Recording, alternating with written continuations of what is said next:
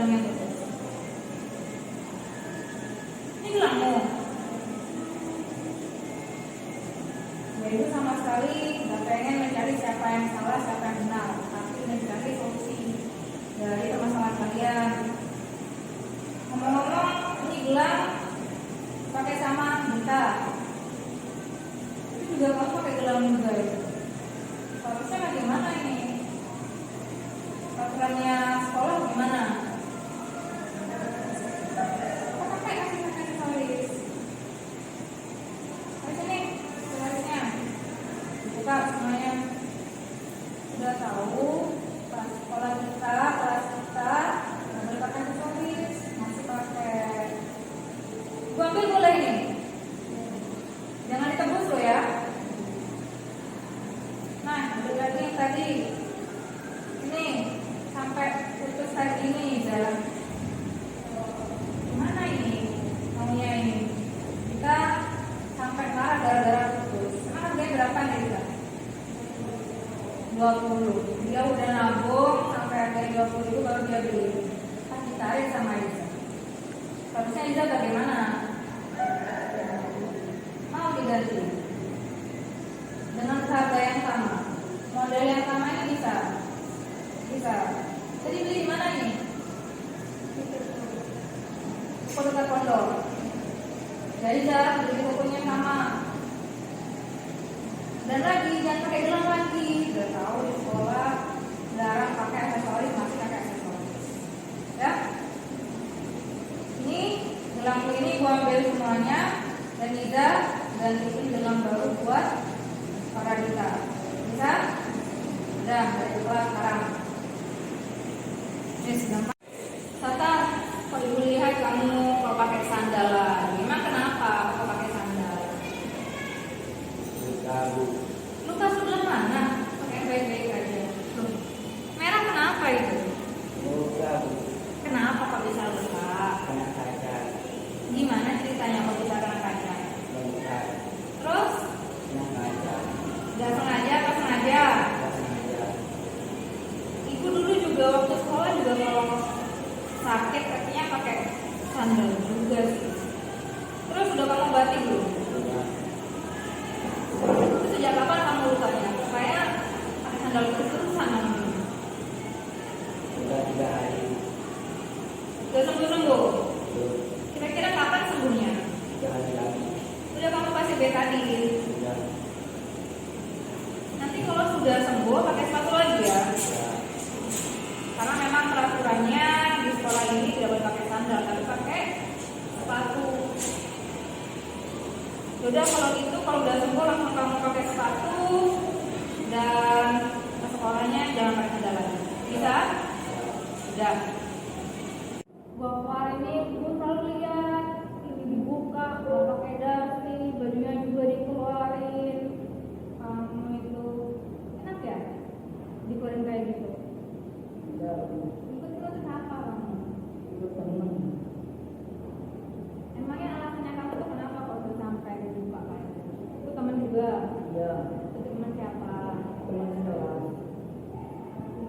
Ibu dulu tuh waktu sekolah juga pernah kayak gitu sih, tapi ketika ada burunya ibu langsung masukkan kembali. Ini gopar enggak dimasukkan, harus tetap kayak gini. Nah, coba ibu minta tolong ini kancing dulu, kemudian itu dimasukkan, cepat dimasukkan, baru dilipat boleh dimasukkan. Ibu lihat, kalau sudah bilang sudah dilipat apa dimasukkan itu? Kamu itu lain kali bajunya itu dimasukkan, jangan sampai buka kayak gitu. Ini medasinya mana? Hilang, Bu. Nah, kalau hilang itu harus bagaimana kamu? Beli di mana? Di mana itu namanya? Itu siapa? 10 kalau Kapan mau beli? besok.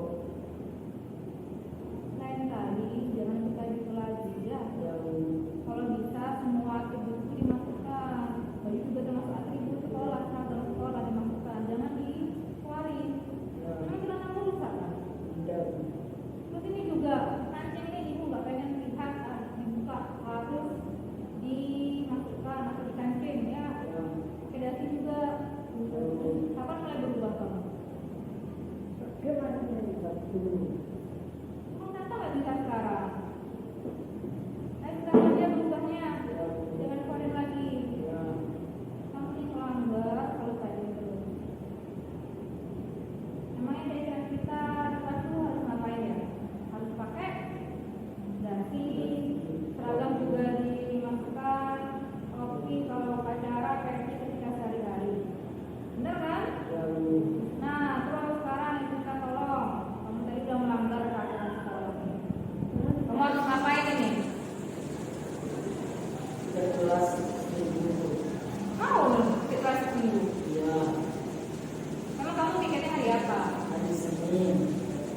Kalau hari Senin kan hari apa sekarang? Hari Selasa. Mau kamu pikir hari Selasa, Rabu, Kamis, Jumat, Sabtu? Sabtu. Bersedia? Sedia, Bu. Sudah. Ibu nanti lihat kalau kamu memang sudah bersedia tiket kelasnya. Ya, Bu. Itu ya Gopar? Ya. Sudah. Ibu nanti lihat kalau kamu sudah tiket kelas. Ya, Bu. Sudah. Tadi kalian ibu panggil, perasaan kalian gimana? Takut. Tadi yang ibu lakukan itu menurut kalian gimana? Biasa. Coba ibu tanya perasaannya Faradita terlebih dahulu. Tadi udah ada solusi nih. Sekarang perasaanmu gimana? Marah, Bu. Awalnya marah. Ya. Terus Terus sekarang biasa aja, Bu. kenapa kok biasa aja? Karena sudah mau dilihat. Oke, kalau Iza tadi perasaannya bagaimana? Sekarang bagaimana? Biasa aja, Bu, karena saya gak dimarahi. Terus kamu harus punya tanggung jawab lain, yaitu Mengganti. Ya sudah, berarti perasaan kalian sekarang biasa aja. Takut gak sama ibu? Enggak. Udah balik ke kelas. Satar, tadi kamu perasaannya gimana pas dipanggil sama ibu? Takut, Bu. Emang takut kenapa? Takut panggilan orang tua. Kenapa kok panggilan orang tua? Emang kamu yang salah ta? Ya. Salahmu apa? Pakai sandal. Seharusnya Pakai sepatu. pakai sepatu. Sekarang perasaanmu gimana? Ternyata ibu telah melakukan teguran kayak tadi. Biasa aja, Bu. Biasa saja. Emang kamu kalau takut yang kayak gimana? Panggilan orang tua, Bu. Kalau panggilan orang tua itu berarti kesalahan yang bagaimana? Yang paling parah. Nah, jadi lain kali jangan pakai sandal, harus pakai sepatu. Tadi enak nggak ibu ngomong tegur kayak tadi? Enak, Bu. Lebih suka ibu ngasih teguran kayak tadi atau bagaimana? Dihukum? Kayak tadi, Bu. Kalau dihukum kamu suka nggak? Enggak. Nggak, ya sudah. Gopar lihat sini, udah. Kamu tadi dipanggil ibu, gimana perasaanmu? Takut, Bu. Takut kenapa? Takut dimarahi. Kamu dihukum nggak sama ibu tadi? Dihukum. Dihukum? Iya. Dihukum apa? Disuruh piket seminggu. Disuruh piket. Tadi perasaan ibu nggak bilang disuruh piket. Sebenarnya yang minta piket itu siapa? Saya, Bu. Kamu sendiri yang minta piket. Iya. Tapi kamu bersedia? Bersedia, Bu. Nah, misalnya kalau kamu ada salah lagi nih, kamu pengennya yang bagaimana? Tidak panggilan orang tua, Bu. Terus apa lagi? Tidak dipermalukan. Terus apa lagi? Tidak dipukul. Kalau guru pengen menghukum, hukumnya harus bagaimana? Yang sewajarnya. Terus apa lagi? Sewajarnya tuh kayak gimana sih? Yang kayak piket kelas. Yang standar gitu ya, Iya. yang bisa kamu juga. Iya. Terus kalau misalnya ada guru ngomong itu atau nasihati, lebih suka nasihati apa dimarahi? Dinasehati. Kalau tadi ibu, yang ibu lakukan tadi itu termasuk yang mana? Dimarahi. Dimarahi? Iya. Dimarahi apa bagaimana? Dimarahi. Ya sudah kalau gitu. Faza. Kemarin Faza buat adiknya nangis ya. Gimana ceritanya kok bisa adiknya nangis? Terus aku habis gambar orang, terus adiknya ngobek kertas aku. Terus? Aku marah. Di buku apa mau dipisah, oke? Aku mau digunting. Jahat sekali. Kenapa sih Faza sampai marah kayak gitu? Kenapa? Soal aku nih gak tahu syaratnya adik tuh baik apa nakal. Dulu mama juga pernah kayak Faza. Mama gambar-gambar terus ada yang ganggu. Terus akhirnya mama marah. Seharusnya kayak gimana sih? Menjadi kakak yang baik itu harus kayak gimana? Bersyukur. Kenapa? Gak usah marah. Sering ngaji, sering belajar. Gitu jadi kakak yang baik itu kayak gitu ya. Terus kalau misalnya ada adik yang ganggu, Faza harus gimana? Gini kok, kalau aku baik, adik jangan gitu ya. Kakak ambil kertas baru buat kamu, Dek. Gitu ya? Bisa nggak Faza kayak gitu nanti ke adiknya kalau adiknya ganggu lagi? Oke, bisa kok. Bisa. Nanti kalau adiknya ganggu lagi Faza kayak gitu ya. Janji? Sip. Udah sana main lagi.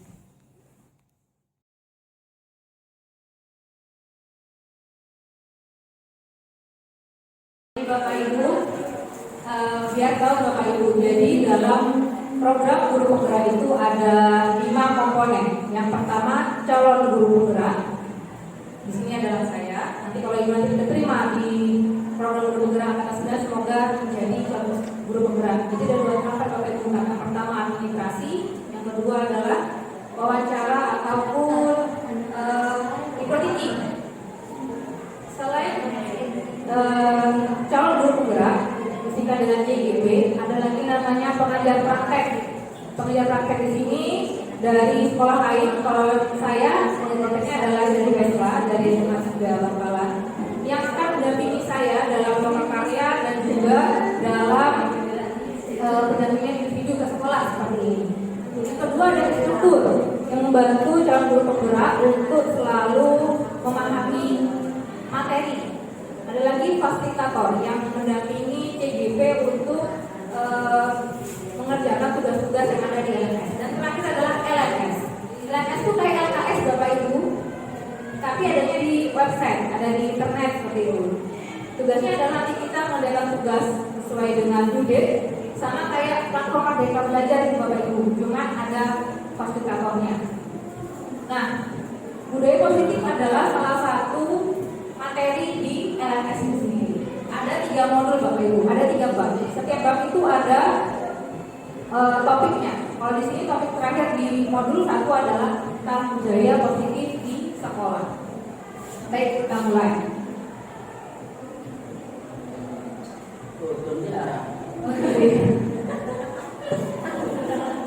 Nanti yang akan saya bahas adalah tujuan, kemudian ada materi, ada pengalaman saya dalam menerapkan budaya positif, ada refleksi saya juga, dan nanti ada sesi tanya jawab Bapak Ibu. Kita ke tujuan terlebih dahulu. Tujuan kegiatan ini apa? Yang pertama adalah dapat mengimplementasikan budaya positif di kelas dan juga di sekolah. Yang kedua, membagikan pemahaman dan juga pengalaman dalam menerapkan budaya positif. Nah, budaya positif ini bukan tentang kebudayaan, bukan, tapi tentang bagaimana kita berada di sekolah. Ke materi. Materi ini Bapak Ibu menurut saya menarik karena berkesinambungan dengan kehidupan sehari-hari. Kita belajar dulu dari perubahan paradigma belajar. Nah, Bapak Ibu, kita akan masuk ke kurikulum Merdeka tahun ajaran ini. Nantinya peserta didik itu Bapak Ibu guru akan memiliki namanya profil pelajar Pancasila, di mana ada 6 komponen, ada 6 dimensi. Yang pertama adalah beriman bertakwa kepada Tuhan Yang Maha Esa, ada mandiri, ada bernalar kritis, kreatif, gotong royong dan juga berkebinekaan global. Nah, Bapak Ibu, nantinya ketika kita menerapkan kurikulum merdeka, itu nanti kita akan membuat seperti itu memiliki ke-6 komponen ini. Ini disebut dengan profil pelajar Pancasila. Nanti ada proyeknya Bapak Ibu. Jadi setiap setelah materi pasti ada proyeknya. Perubahan paradigma belajar itu Bapak Ibu ada sebuah kalimat dari Bapak Stephen. Dia tulis buku Bapak Ibu yaitu Practical Center Leadership, mengatakan bahwa bila kita ingin membuat kemajuan secara perlahan dan sedikit-sedikit, itu ubahlah sikap atau perilaku Anda. Artinya kalau kita pengen melakukan perubahan, berarti kita sendiri yang perlu berubah. Dari diri kita sendiri. Kemudian, namun bila kita ingin memperbaiki cara-cara bersama kita, maka kita perlu mengubah tata acuan kita. Perubahan itu Bapak Ibu, jika kita ingin mencapai tujuan kita, berarti kita harus merubah step by stepnya kita, acuannya kita. Ubahlah bagaimana Anda melihat dunia, bagaimana Anda berpikir tentang manusia, ubahlah paradigma Anda, skema pemahaman dan penjelasan aspek-aspek tertentu tentang realitas. Jadi kita perlu berpikiran positif, perlu bersudon, tusnudon tentang nantinya kita melihat dunia. Lihatlah Dewa Tara yang memiliki slogan Ingarso Sungkolodo Imanyo Namukaso Tuturi Handayani. Nah, ini Bapak Ibu semuanya, dia memiliki pemahaman sendiri, yaitu di mana ada kemerdekaan. Kemerdekaan di sini adalah kemerdekaan di mana kita bisa merdeka dalam mengajar dan merdeka dari di situ harus ada disiplin yang kuat. Sungguh pun disiplin itu bersifat self disiplin, yaitu kita sendiri yang wajib dengan sekeras-kerasnya. Sebab kalau kita tidak cakap tentang self disiplin, wajib adanya penguasa lain yang mendisiplinkan kita. Jika kita nggak bisa disiplin, berarti kita butuh penguasa, pemerintah yang bisa menguasai kita. Apa memerintahkan kita untuk disiplin? Nah, harapannya ke depan adalah menciptakan murid-murid yang memiliki disiplin diri, sehingga mereka bisa berperilaku dengan mengacu pada nilai-nilai kebajikan dan memiliki motivasi intrinsik, yaitu motivasi dari dalam, bukan motivasi dari eksternal, yang artinya ada kesedaran diri untuk berpikir dan perilaku sesuai dengan keinginan bersama.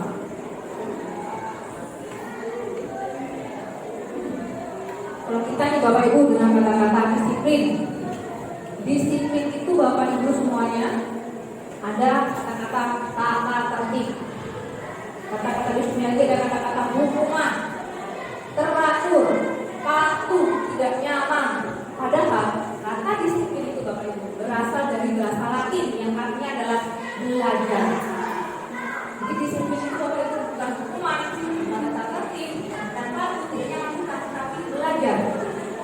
Disiplin itu juga akar katanya dari murid atau pengikut. Jadi apabila kita menjadi murid, kita menjadi pengikut, itu adalah seseorang harus paham betul mengapa mereka mengikuti suatu aliran. Jadi kita sebagai pengikut harus tahu betul peraturannya apa, alirannya apa, seperti itu Bapak Ibu.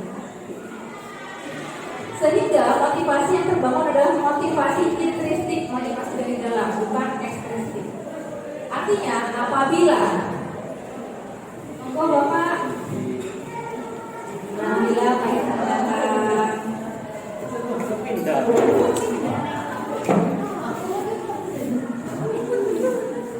artinya Bapak Ibu, apabila ada murid yang disiplin karena diperintah peraturan atau takut karena gurunya, berarti dia belum disiplin. Nah, kenapa bisa seperti itu? Artinya peraturan yang mereka disiplinkan buat diri sendiri itu karena mereka patuh, karena adanya motivasi eksternal. Jadi apabila dia melakukan kegiatan, melakukan disiplin karena adanya peraturan, berarti dia berdisiplin. Disiplin itu apabila dia sudah melakukannya dari dalam. Tapi apa itu? Kita lanjutkan ke materi selanjutnya tentang motivasi perilaku manusia. Bapak Ibu semuanya, kita tuh pasti pengen sekali yang namanya mendapat senyuman dari orang lain. Dengan cara apa? Melakukan sesuatu. Miss, senyum dong. Nah, apa yang kita lakukan? Meminta Miss untuk tersenyum. Lagi misalnya, mendapatkan hadiah. Siapa yang di sini mau bertanya, nanti akan saya kasih pulsa 20.000. Oh, saya. Jadi sesuatu yang kita lakukan itu pasti ada motivasinya. Ada 3 motivasinya Bapak Ibu. Yang pertama adalah untuk menghindari ketidaknyamanan atau hukuman. Kita nih lakukan, nah kamu jangan sampai telat nanti gue pasti apa. Nah makanya mereka melakukan kegiatan tidak telat. Buat apa? Untuk menghindari ketidaknyamanan atau hukuman itu sendiri. Yang kedua, untuk mendapatkan imbalan atau penghargaan atau pujian dari orang lain. Duh Miss, cantik banget Miss. Gitu. Jadi gimana caranya untuk mendapatkan pujian itu? Berarti Miss harus dandan, berpenampilan yang baik seperti itu. Ya, yang ketiga, untuk menjadi orang yang mereka inginkan. Nah ini, Bapak Ibu semuanya, saya itu Bapak Ibu, aslinya gak pengen jadi guru. Orang tua saya yang pengen saya jadi guru. Gimana caranya? Nah, curhat ya, curhat. Nah, maka dari itu karena saya pengen melakukan apa yang diinginkan orang tua saya, jadinya saya ikut kuliah, ini itu, biar apa? Biar saya jadi guru. Jadi saya melakukan kegiatan itu. Jadi Bapak Ibu. Itu motivasi perilaku manusia. Jadi ada 3. Menjadi ketidaknyamanan, untuk mendapatkan pujian, imbalan, penghargaan, dan juga menjadi orang yang mereka inginkan.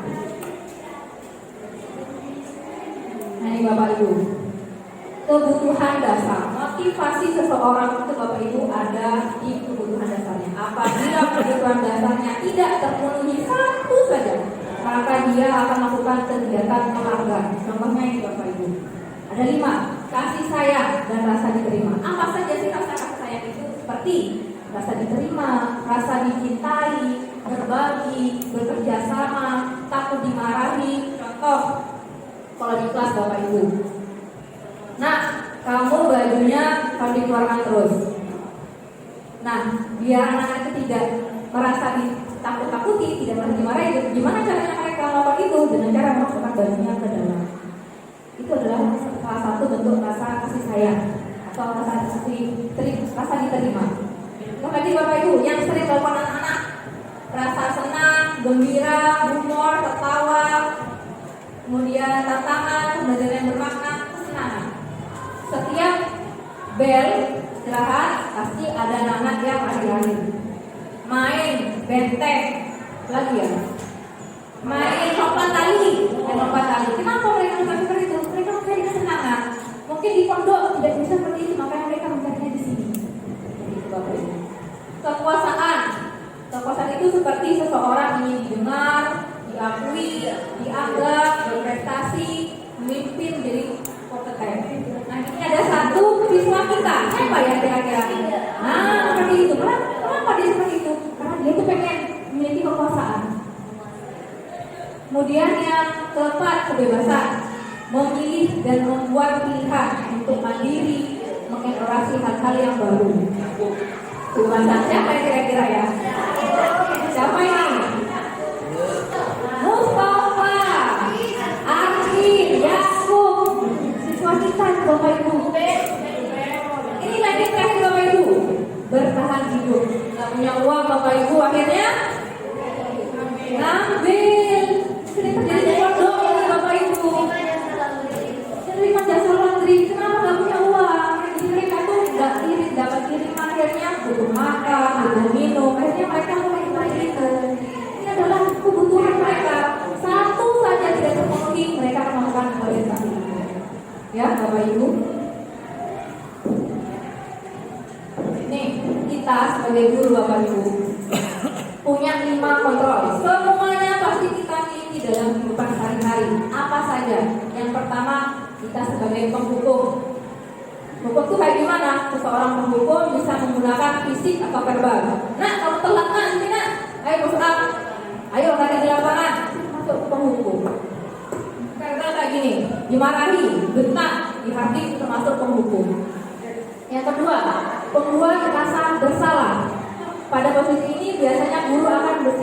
bersuara lebih lembut. Dona, kamu Dona, gak kasihan tak sama ibu. Cobalah lihat orang tuamu, itu termasuk membuat rasa bersalah.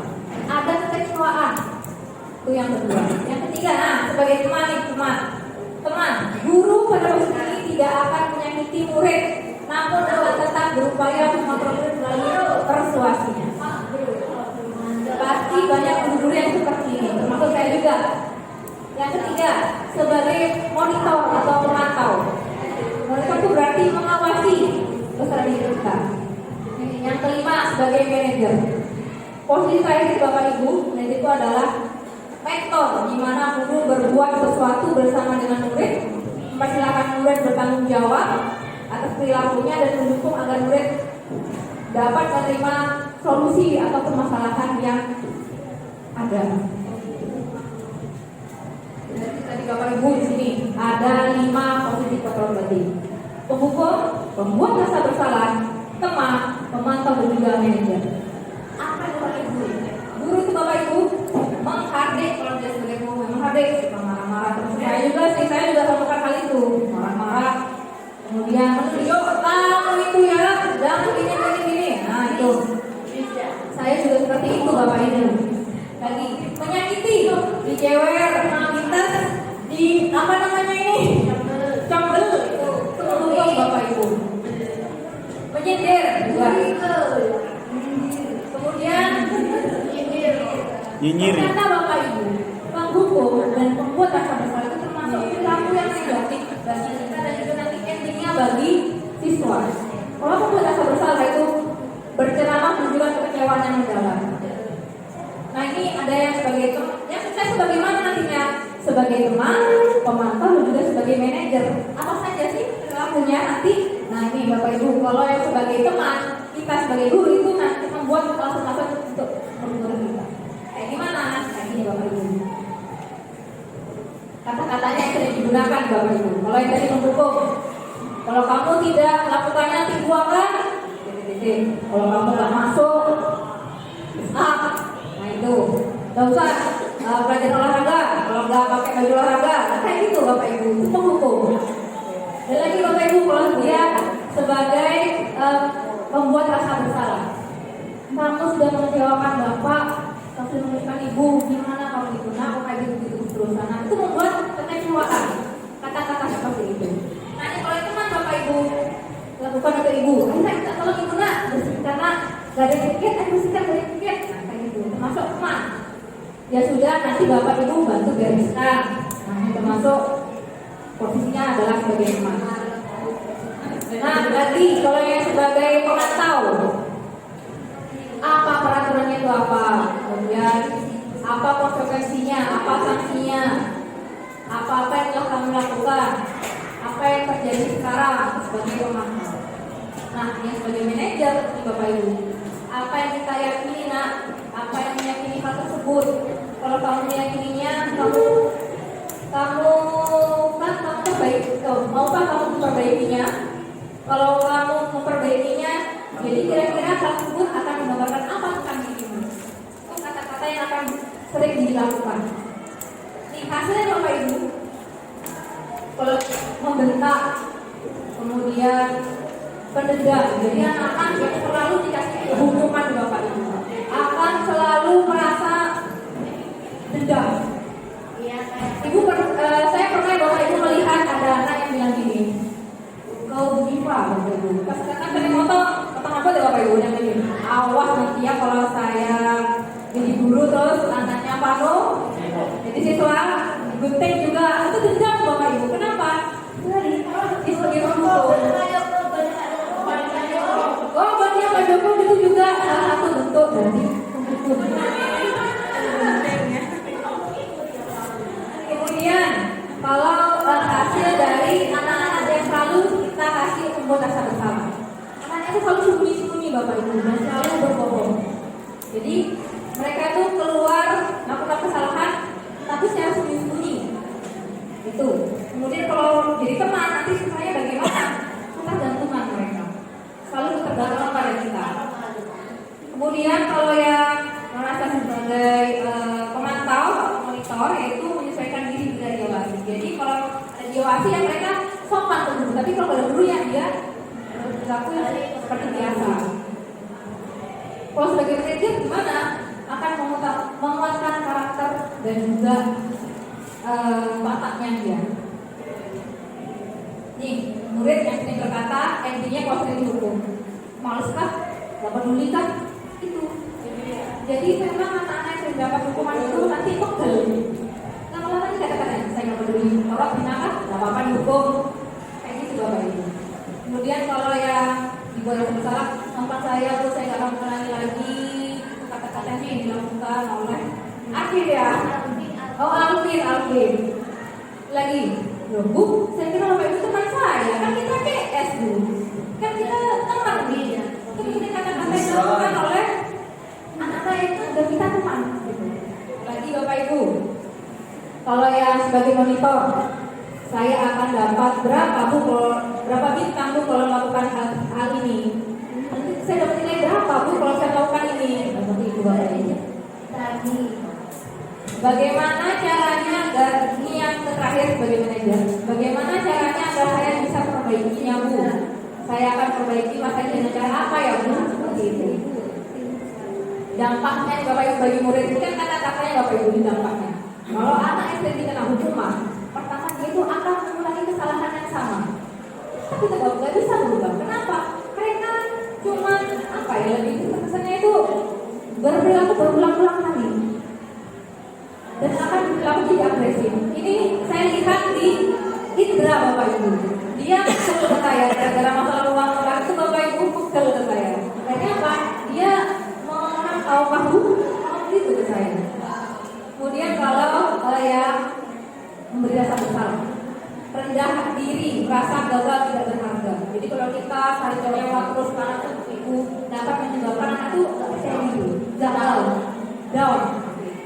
Kalau kita maksudnya sebagai teman, buat dia itu nanti dia tergantung tidak mandiri, kemudian dan tidak bisa memutuskan sesuatu. Kemudian kalau sebagai pemantau menitik beratkan pada dampak pada diri sendiri, mendapatkan hadiah itu Bapak Ibu, atau mendapatkan hukuman. Nah tetapi kalau kita sebagai manajer, anak itu akan dapat mengevaluasi dirinya, menjadi diri yang lebih baik, membentuk karakter mereka. Jadi itu Bapak Ibu, yang baik itu kita sebagai apa Bapak Ibu? Manajer. Tapi selama ini kita melakukan ke semuanya, mengukur iya, berasa bersalah iya, teman iya, pemantau iya, manajer iya. Semuanya kita ini Bapak Ibu, kombinasi semuanya. Di sini saya tidak ingin menggurui Bapak Ibu, saya pengen sharing sama-sama belajar Bapak Ibu. Jadi memang untuk menjadikan guru yang baik itu harus bagaimana? Harus belajar. Nah ini Bapak Ibu, di kelas. Ini saya ambil di internet. Sebenarnya kegiatan kelas itu apa? Buat apa kegiatan kelas itu? Kegiatan kelas itu Bapak Ibu adalah salah satu disiplin positif yang bisa kita terapkan dalam membangun budaya berpikir di sekolah. Ini kelas 8B saya ambil dari sekolah lain. Pengen gimana kegiatan kelas itu kita buat? Pertama, dengan berhati, lebih rajin belajar, menjadi murid yang baik, ramah, tidak toksik, menjaga kebersihan, saling mendoakan dan minta pertolongan Allah, masuk grup. Kami sepakat untuk mengerjakan mengumpulkan tugas. Kami sepakat untuk menjaga seperti kelas. Keyakinan kelas ini Bapak Ibu dapat kita terapkan di kelas masing-masing. Biar apa? Biar mereka tahu, sadar betul keyakinan kelas ini dibuat untuk mereka lakukan supaya mereka bisa menerapkan budaya positif nantinya, sehingga tidak bisa melanggar kembali. Bapak Ibu, namanya segitiga restitusi. Materi yang terakhir. Restitusi itu Bapak Ibu adalah cara kita untuk memposisikan anak-anak itu sebagai individu yang tidak banyak, memberikan penguatan karakter. Kita memposisikan ini sebagai manajer, itu adalah restitusi. Ada 3 hal. Yang pertama adalah validasi tindakan yang salah. Kata-kata yang dilakukan adalah kamu tentunya punya alasan mengapa melakukan itu. Kenapa nak kamu kok bisa salah lagi? Nah, kenapa nak seperti itu? Kemudian kegiatan yang kedua yaitu tahap yang kedua, menstabilkan identitas. Kata-kata yang dilakukan adalah setiap orang pasti pernah salah. Kamu bukan satu-satunya anak yang perempuan ini. Jadi setelah validasi kesalahannya distabilkan kemudian identitasnya distabilkan. Biar mereka tuh punya penguatan diri. Yang terakhir Bapak Ibu, yaitu menanyakan keyakinan kamu apa? Kok bisa kayak gini? Kemudian kamu ingin jadi anak seperti apa? Kamu pengen baik seperti apa? Baik itu itu adalah kata-kata yang akan dilakukan. Jadi Bapak Ibu, saya akan membagikan pengalaman saya. Ini tidak dibuat-buat Bapak Ibu, real sendiri. Ada dilakukan di sekolah dan di rumah Bapak Ibu. Kalau di rumah kan saya ke Farzan. Jadi ada pengalaman yang saya lakukan. Ada 3 video Bapak Ibu. Karena ini tidak ada, saya ada audionya sebenarnya.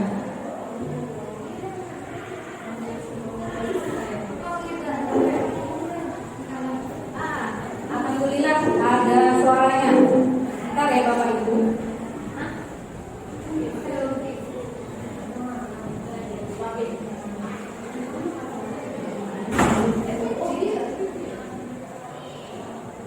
Ini ada 3 kesalahan anak-anak di kelas 19 ini. Jadi anak kesalahan Bapak Ibu bisa satu hal yang sama saya lakukan. Karena Ibu Fiona, tapi kamu benar-benar ini ya, jangan tegang gitu apa. Oh iya Bu, acting. Jadi actingnya ini benar-benar bukan dibuat-buat, apa ya? Bukan tanpa teks, enggak lah sama sekali. Jadi benar-benar real keadaan karena mereka salah. Nanti saya minta tolong bantuan Rifki untuk mendokumentasikan itu. Ada yang ikut ketawa-ketawa nih, bisa ya suaranya? Saya cek dulu Bapak Ibu.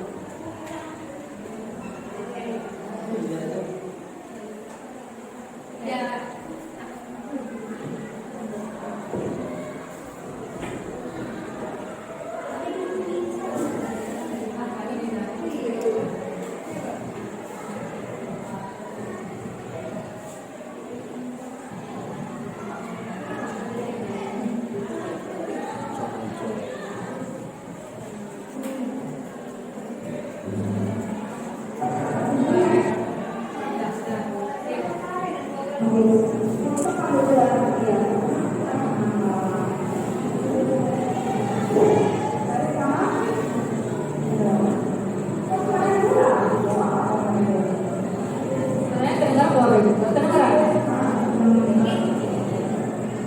Jadi ceritanya ini si Dita sampai gelangnya si Dita sampai putus.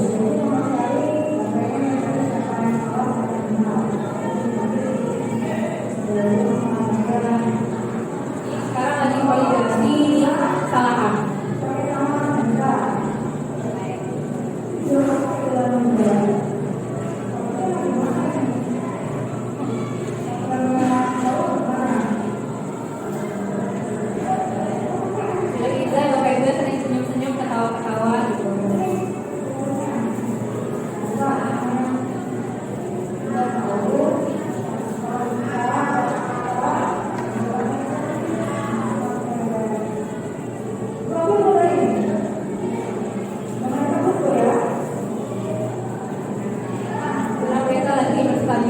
Identitas.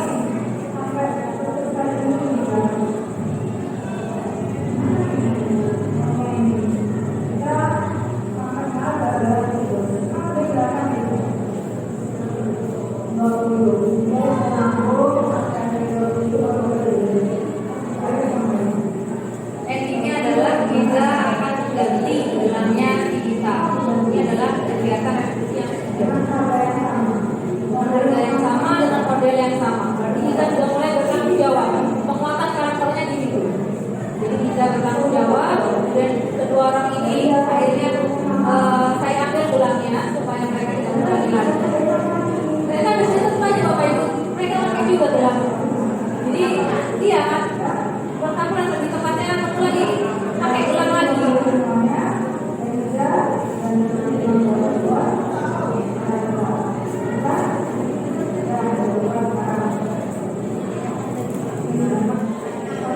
Ini sandal pakai sandal. Mungkin pokoknya kita pakai sandal Bapak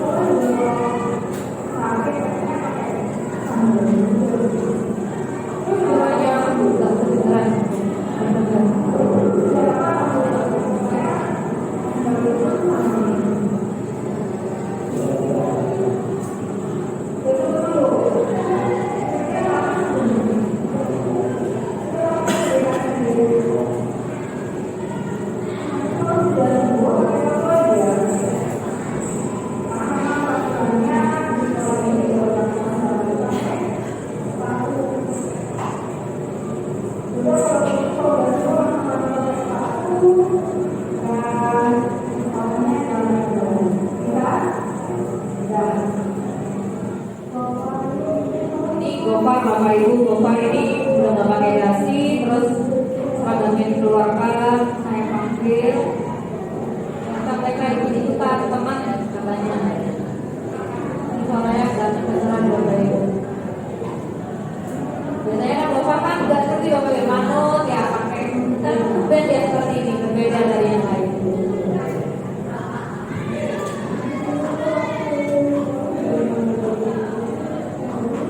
Kira-kira saya melewati, ternyata enggak.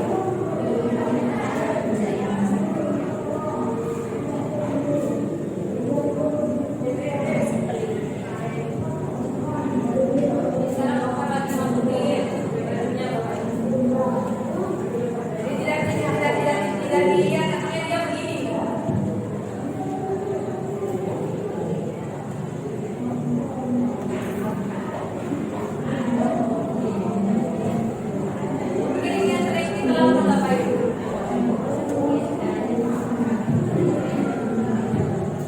Kita lihat ya responnya mereka apa saja Bapak Ibu setelah saya lakukan tadi.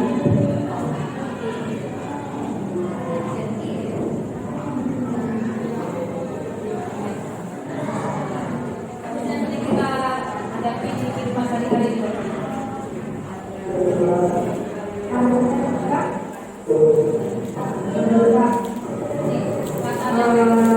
Tadi yang gue lakukan itu menurut kalian gimana?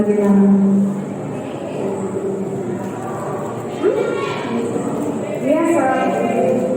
Coba aku tanya rasanya kalau kita terlebih dahulu. Tadi udah ada solusi nih. Sekarang perasaanmu gimana? Awalnya marah. Terus? Kenapa kok biasa aja? Oke, kalau bisa tadi perasaan bagaimana, sekarang bagaimana?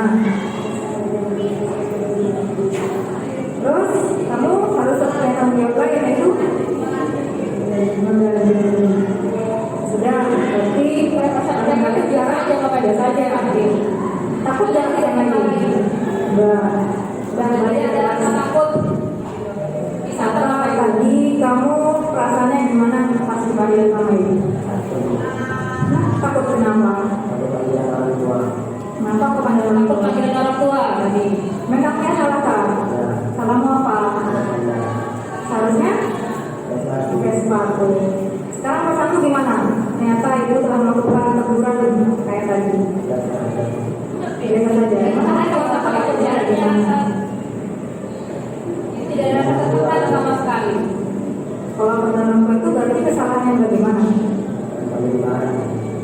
Nah, jadi lain kali jangan pakai sandal, harus pakai sepatu. Tadi enak nggak ibu ngomong tegur kayak tadi? Lebih suka ibu ngasih teguran kayak tadi atau bagaimana? Dihukum? Kalau dihukum kamu suka nggak? Nggak ada. Bapak lihat ini. Kamu tadi dipanggil ibu gimana rasanya? Takut kenapa?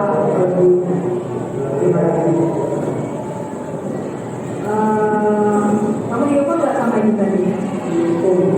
Dihukum? Dihukum apa?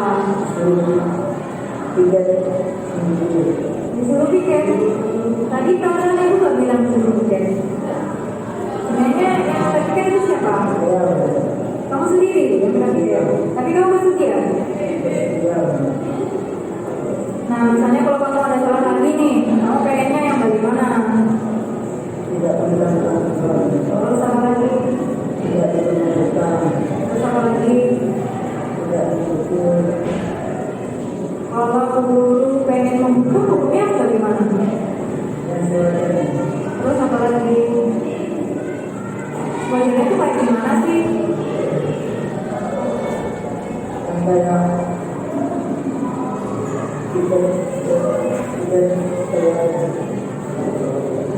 Yang standar gitu ya, yang bisa kamu juga.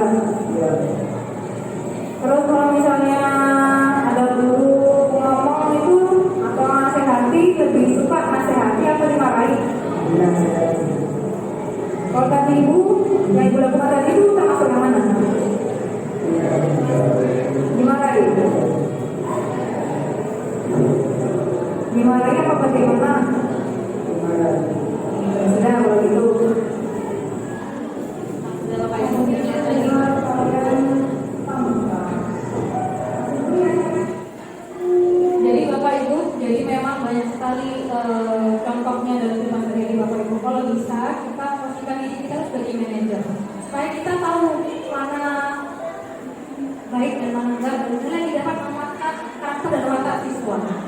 sendiri Bapak Ibu. Ini kalau di rumah Bapak Ibu, saya ke Faza nih Bapak Ibu, ke anak sendiri.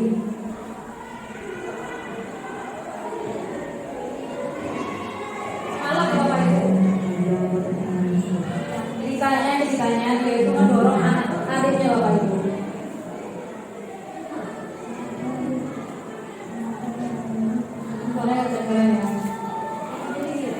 Dia cerita Bapak Ibu kalau ternyata dia itu lagi gambar, kemudian sama dia dicoki, sampai akhirnya dia mukul dada adiknya sampai adiknya itu nangis. Terus ngambil gunting, sampai gunting adiknya. Belum kena, tapi dia sampai ini aja. Pas saya tanya, kenapa ngomong seperti itu? Ya karena marah. Sebenarnya seperti itu. Kemudian bisa nggak sih Faza agak marah? Bisa, nah gimana caranya? Ya jangan jadi kakak yang baik. Kakak baik itu kayak gimana? Selalu tidak marah-marah, belajar lagi katanya, belajar dia membaca. Kayak gimana sih? Jadi kakak yang baik itu harus bagaimana? Jadi kakak baik itu harus bagaimana? Kita harus bersyukur Bapak Ibu. Jadi kakak yang baik harus bersyukur. Minta adik lagi. Ngaji, baca. Kalau misalnya adiknya nakal lagi gimana? Ya dia kudu sabar katanya. Minta adik lagi. Minta adik lagi dua.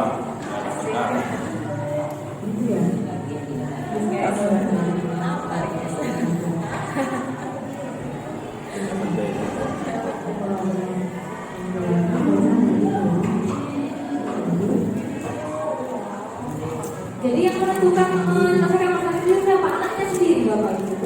Jadi kita sebagai manajer itu Bapak Ibu memposisikan anak itu menyelesaikan masalahnya sendiri, cari solusi sendiri, sehingga solusi itu dapat mereka lakukan dan dapat kena ke hati mereka biar mereka dilakukan hal yang sama. Itulah posisi manajer. Nah, setelah kegiatan ini Bapak Ibu,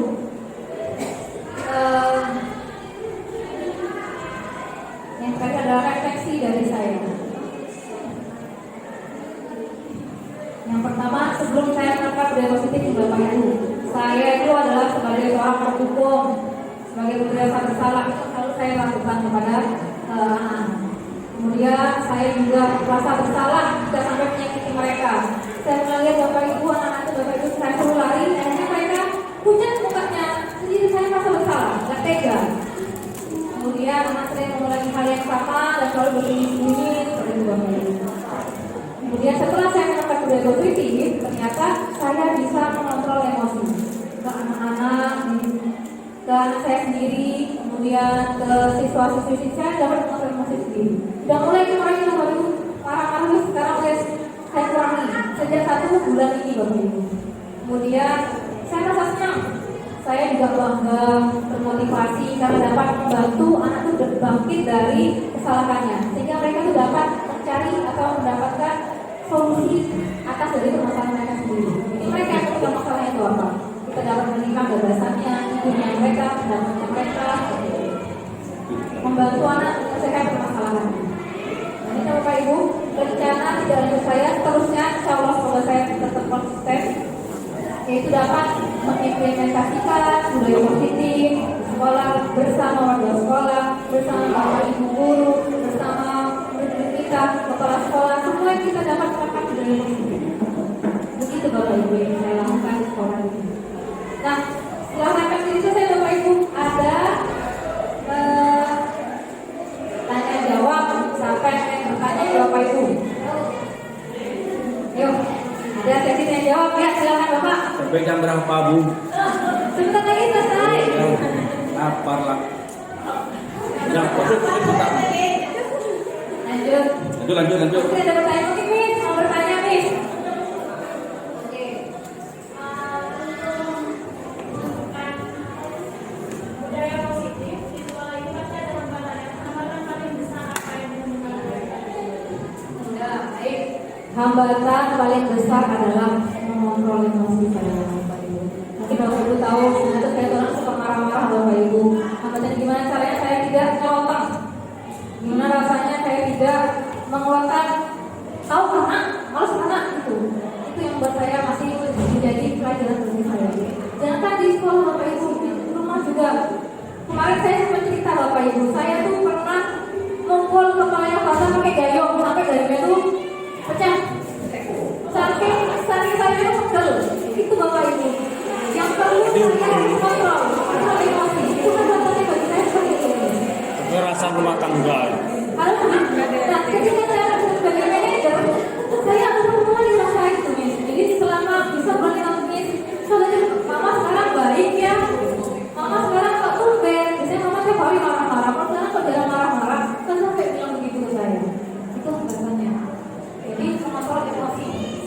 Nah, ada pertanyaan lagi Bapak Ibu?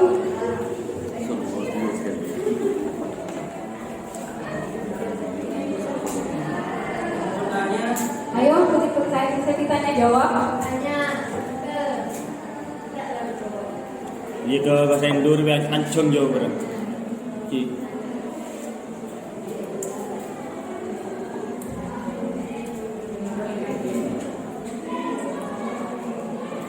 Yuk, pertanyaan Bapak Ibu.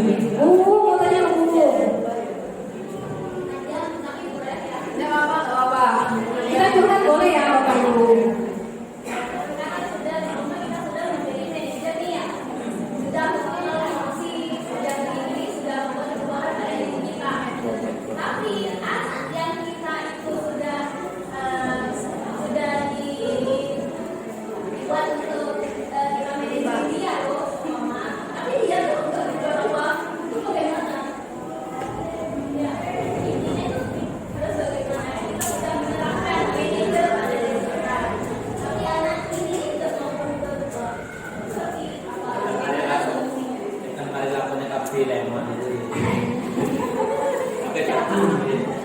Iya, sama ya Bapak Ibu.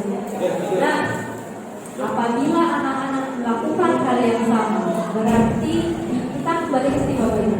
Saya tunjukkan ke slide-nya.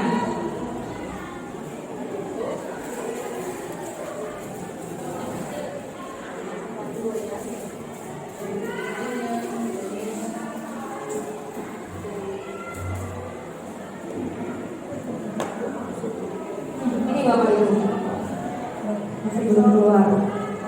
Nah, apabila kita telah memposisikan diri kita sebagai manajer dan anak kita sama, berarti mereka masih menganggap kita menghukum. Nih, dampak dari murid yang selalu kena hukuman, yaitu mengulangi kesalahan berulang-ulang kali. Jadi kenapa? Karena kita selama ini melakukan penghukuman terus-terusan kepada anak, seakan-akan ketika kita masih sebagai manajer, mereka nggak tahu posisi kita sebagai apa. Mereka mengira kita tetap sebagai penghukum. Makanya dia mulai hal yang sama. Cara antisipasinya bagaimana? Dengan cara mengurangi nada. Lebih lembut pada siswanya tuh. Kemudian berarti yang tadi Bapak Ibu kurang masukkan ke dalam motivasi terusnya. Jadi dia hanya mengikuti disiplin karena patuh, karena taat pada guru, tetapi kurang masuk ke dalam dirinya, belum kena ke hatinya. Bagaimana cara itu mengenai kepada hatinya? Pendekatan sebagai teman. Itu Bu. Bingung Bu atau masih ingin bertanya lagi? Nah, Pak Ihsan, biasanya punya unek-unek nih Pak Ihsan. Masih punya lah Pak Ihsan ini. Apa ya Pak Ihsan kira-kira? Mau bertanya atau memberikan sambutan atau memberikan? Kalau bertanya ya enggak, kalau unek-unek ya ada. Ya, dipersilakan Bapak Ihsan. Jadi beruntung unek. Ya, karena sudah bertahun-tahun di dunia pendidikan pasti. Ya, terima kasih. Unek-unek yang pertama, bukan unek-unek sebenarnya, nanti unek-unek juga nanti. Terima kasih atas waktu yang telah diluangkan oleh Bunda berdua di depan ini karena sebagai motivator. Terima kasih. Karena bagaimanapun juga sekolah kita sekolah ini bersama ya SMP Al-Hudaybiyah. Sebelumnya saya ucapkan terima kasih. Kemudian yang kedua, seperti yang dipaparkan tadi masalah menangani anak kelima-limanya itu alhamdulillah saya rasa tidak dilatih anak-anak.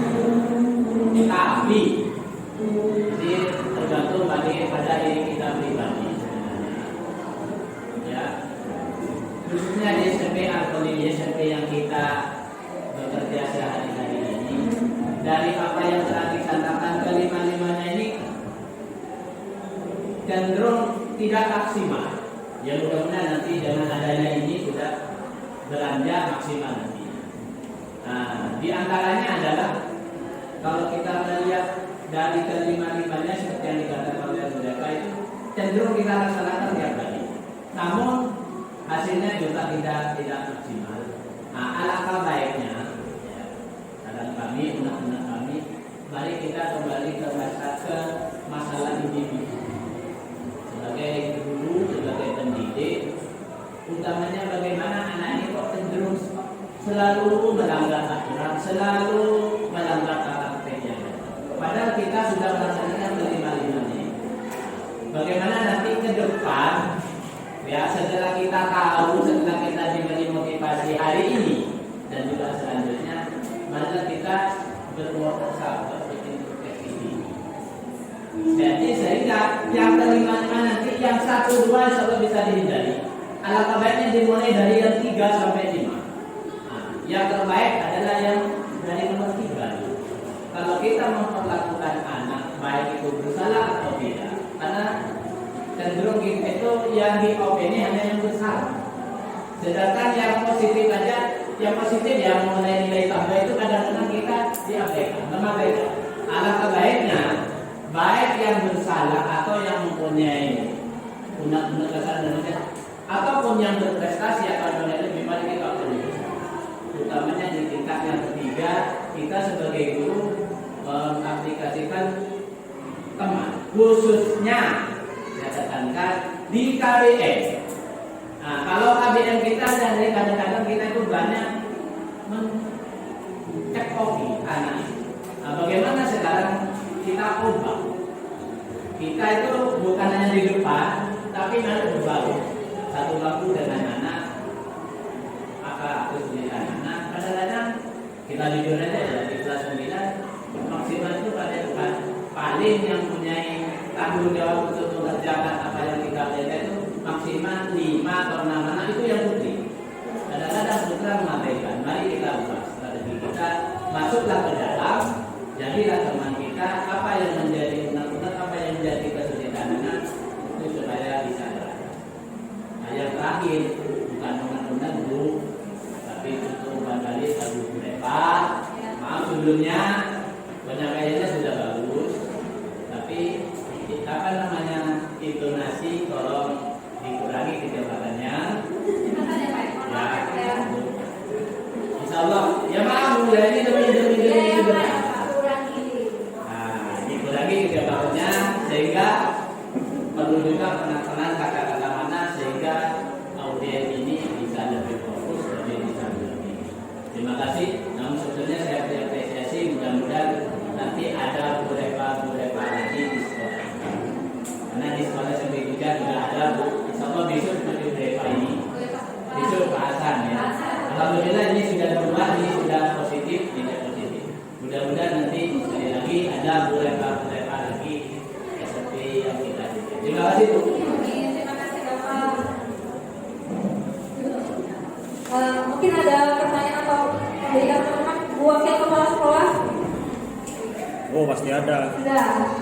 Mungkin Pak Bro, Pak Joko, Pak Wahyu. Salah. Baik, yang lainnya yang keluar undang-undangnya tentang permasalahannya. Witra biasanya, Witra. Oh banyak undang-undang itu. Pasti punya. Pasti punya. Oh iya jawab. Banyak masalah aja. Dari kelas. Saya udah tahu informasi itu dulu. Bukan menyampaikan dan biarkan ini tidak tahu memang itu. Saya ngajar di 9B terus 9A.